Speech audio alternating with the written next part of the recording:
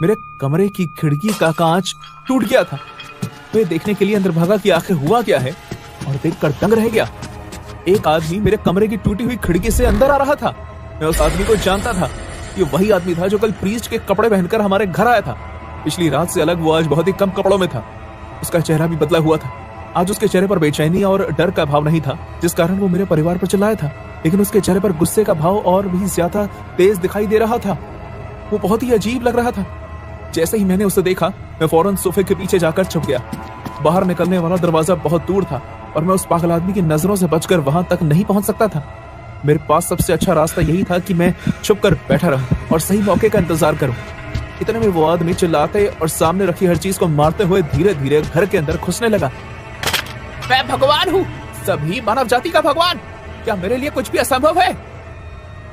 मेरा शरीर और आत्मा बेहोश हो सकते हैं, लेकिन भगवान मेरे दिल को मजबूत बना रहा है। वो मेरी विरासत है।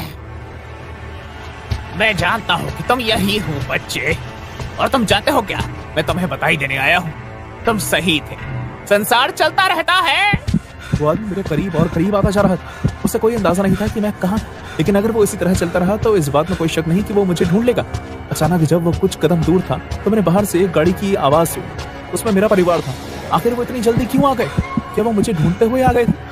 जब मैं उनके आने की वजह सोच रहा था, मैंने एक आवाज सुनी जिसने मेरा खून ठंडा कर दिया।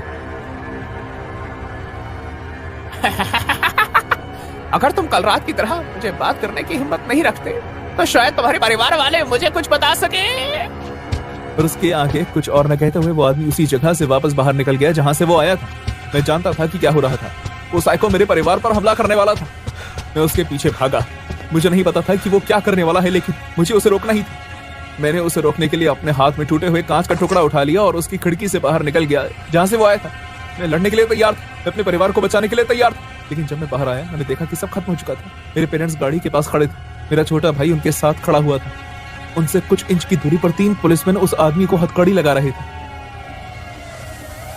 लेकिन मैं कहूंगा कि अपने दुश्मनों से प्यार करो। जो तुम्हें श्राप देते हैं उन्हें आशीर्वाद दो। उनके साथ अच्छा करो जो तुम्हारे साथ बुरा करते हैं। कुछ मिनट बाद जब वो मुझे गवाही देने के लिए ले गए, तब मुझे सब कुछ पता चला।